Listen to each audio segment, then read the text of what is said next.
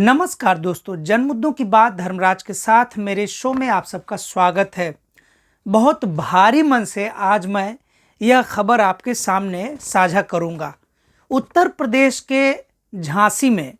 महारानी Lakshmibai medical college के बच्चा वार्ड में 15 नवंबर यानी शुक्रवार को आग लग गई।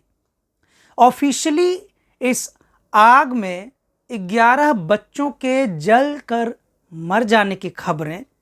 अभी तक बताई जा रही हैं। जहां तक सरकारी आंकड़ों की बात होती है, हम सभी जानते हैं कि सरकारी आंकड़ों की समस्या यह है कि अगर सही सही आंकड़े सामने आने लगेंगे तो जहां एक तरफ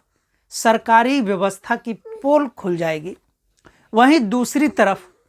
सरकारों को पीड़ितों को मुआवजा भी देना पड़ेगा और तीसरी तरफ यह पता चल जाएगा कि हमारे देश में आम नागरिकों की हैसियत सरकार की नज़र में क्या है। लेकिन जहां पर महारानी लक्ष्मीबाई मेडिकल कॉलेज में बच्चा वार्ड में आग लग जाने के कारण पूरे उत्तर प्रदेश की व्यवस्था पर यानी स्वास्थ्य व्यवस्था पर बात होनी चाहिए थी, डिबेट होना चाहिए था, वहाँ ऐसा लगता है कि मीडिया ने भी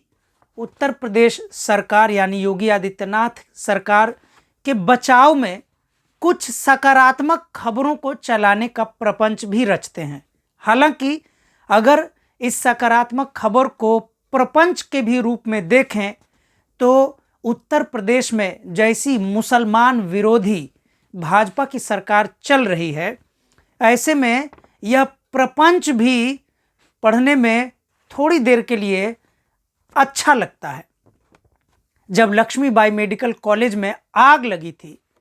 उसी समय याकूब मंसूरी नाम के एक आदमी की भी 2 जुड़वा बच्चियां उसी अस्पताल के उसी बच्चा वार्ड में भर्ती थीं इलाज के दौरान। जब उस अस्पताल में आग लगी तब याकूब मंसूरी अस्पताल के बच्चा वार्ड में घुस गए। अफरा तफरी का माहौल रहा होगा। जब बच्चा वार्ड में आग लगी, अंदर क्या स्थिति हो सकती है, इस पर बहुत ज़्यादा विस्तार से बोलने की ज़रूरत है नहीं। जाहिर सी बात है कि याकूब मंसूरी यूं तो अपनी बच्चियों को दिमाग में रखकर पहले घुसे होंगे, लेकिन जब उन्होंने हालत अंदर देखी होगी तो जितने भी बच्चे उनके नज़र के सामने आए, ये परवाह किए बगैर कि वे याकूब मंसूरी की बच्चियां थी या किसी और लोगों की, याकूब मंसूरी ने अपनी जान पर खेलकर अपनी बच्चियों का परवाह किए बगैर 7 बच्चों को, नवजात शिशुओं को बचाने में सफल रहे। लेकिन अफसोस कि याकूब मंसूरी की दोनों जुड़वा बच्चियां उस वक्त नहीं मिल सकी। याकूब मंसूरी जहां 7 बच्चों को बचाने में सफल रहे, उनकी बच्चियां नहीं बच सकी। इस दृष्टि से अगर आप देखेंगे तो पूरे अखबार में अंग्रेजी, हिंदी, लोकल समाचार, सोशल मीडिया, यूट्यूब, जितने भी न्यूज़ चैनल्स हैं, याकूब मंसूरी ही छाए हुए हैं। याकूब मंसूरी की यह दर्दनाक कहानी हर अखबारों में छपी हुई है। याकूब मंसूरी के दर्द को समझना एक आम इंसान के वश की बात नहीं है। उत्तर प्रदेश में जहां एक तरफ लगातार मुसलमानों पर हमले की बातें हो रही हैं, दूसरी तरफ बुलडोज़र न्याय के नाम पर उनके साथ जुल्म हो रहा है, तीसरी तरफ योगी आदित्यनाथ की सरकार में नोटिस निकल रहे थे, अध्यादेश निकल रहे थे कि सब्जी फलों वालों को, रेस्टोरेंट वालों को नाम लिखना होगा कि कौन हिंदू का है, कौन मुसलमान का है। इस जहरीले माहौल में भले ही याकूब मंसूरी की कहानी भयावह है, दर्दनाक है, लेकिन याकूब मंसूरी की कहानी से भी बहुत सारे लोगों ने प्रेरणा लिया है और फिर से याकूब मंसूरी की इस दर्दनाक कहानी ने लोगों को मानवता का आईना दिखाया है कि अंततः जिंदगी में मानवता ही सबसे बड़ी चीज़ है और दुनिया का दूसरा नाम ही मानवता की रक्षा है। याकूब मंसूरी का यह जो त्याग है, यह जो उनका बलिदान है कि अपनी बच्चियों की परवाह किए बगैर सभी बच्चों को वे बचाने में जितना वे बचा सकते थे सफल रहे, यह दिखाता है कि भले ही सरकार की नज़रों में कोई व्यक्ति मुसलमान हो सकता है, भले ही प्रधानमंत्री मुसलमानों के लिए ऐसी भाषा का प्रयोग करते रहे हैं कि वे कपड़े देखकर किसी को पहचान लेते हैं, धर्म विशेष के लोगों को पहचान लेते हैं, लेकिन याकूब मंसूरी की कहानी ऐसे प्रधानमंत्री के जहरीले राजनीति के गाल पर एक करारा तमाचा है। लेकिन स्वास्थ्य व्यवस्था की दृष्टि से अगर हम देखेंगे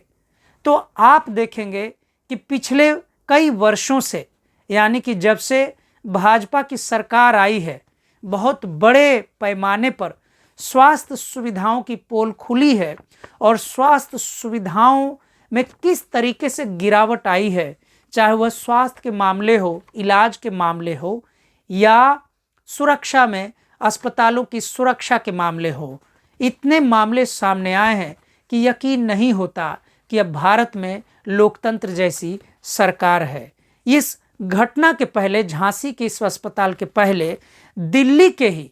मई 2024 में दिल्ली के ही विवेक विहार के चाइल्ड हॉस्पिटल में भी आग लग गई थी। इस आग में झुलसकर 6 बच्चों की मौत की खबरें सामने आई थीं, बाकी बच्चों की जान मुश्किल से बच पाई थी। इस समय इस अस्पताल में औपचारिक रूप से यानी ऑन रिकॉर्ड 12 बच्चों के भर्ती होने की खबरें सामने आई थी। आखिर बार बार ऐसा कैसे हो सकता है? हम कैसे समाज में जी रहे हैं? न कोई सरकारी अस्पताल अब सुरक्षित है, न कोई प्राइवेट अस्पताल सुरक्षित है। गरीब आदमी को लगता है कि सरकारी अस्पताल में जाने से उनके बच्चों को भेड़ बकरी की तरह ट्रीट किया जाता है, लेकिन प्राइवेट अस्पताल में जहां उन्हें लूटा जाता है, प्राइवेट अस्पताल में भी सुरक्षा के जितने जो पैमाने हैं उसकी तैयारी नहीं देखने को मिलती है। उत्तर प्रदेश में महारानी लक्ष्मीबाई मेडिकल कॉलेज से लेकर दिल्ली के प्राइवेट अस्पताल चाइल्ड हॉस्पिटल तक दोनों मामले को अगर देखेंगे तो साफ साफ यह कहा जा सकता है कि भारत के लोकतंत्र में भले ही गरीब से गरीब लोगों के पास आज के समय में मतदान का अधिकार है, वोट का अधिकार है, लेकिन उस वोट का अधिकार जब खत्म हो जाता है, यानी जब वे अपना वोट दे देते हैं, एक सरकार चुन लेते हैं, तो उनकी चुनी हुई सरकार को उनके न वोटों की फिक्र रहती है 5 साल तक, न उनके अधिकारों की रक्षा की फिक्र रहती है। आम आदमी के बच्चे, ऐसा लगता है कि भारत में यूं ही झुलस कर मरने के लिए अभिशप्त हैं और बड़े बड़े अमीरों के बच्चे अच्छी से अच्छी जगह इलाज करा रहे हैं। गरीब आदमी के पास ले देकर एक जो खुशी का रास्ता बचता है, तंगहाली में, गरीबी में अपने बच्चों का चेहरा देखकर जो दुनिया के तमाम